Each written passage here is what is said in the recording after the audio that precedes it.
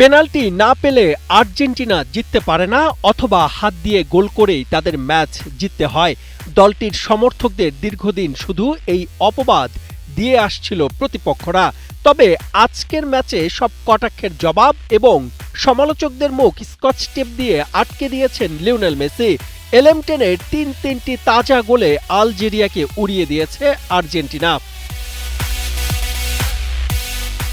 আজকের ম্যাচের শুরু থেকে বলের দখল, পাসিং এবং আক্রমণ তৈরিতে মেসিরা ছিল অনেক এগিয়ে। কোনো বিতর্কিত সিদ্ধান্ত নয়, কোনো পেনাল্টির সহায়তাও নয়।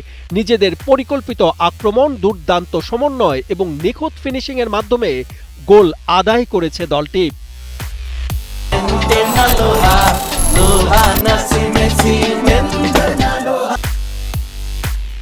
এই ম্যাচ দেখে যে কেউ সোজা বলে দিতে পারেন আর্জেন্টিনা শুধু পেনাল্টির উপর নির্ভরশীল দল নয়, তারা সুযোগ তৈরি করতে পারে, ওপেন প্লে থেকে গোল করতে পারে এবং নিজেদের সামর্থ্য দিয়ে ম্যাচ জিততে পারে।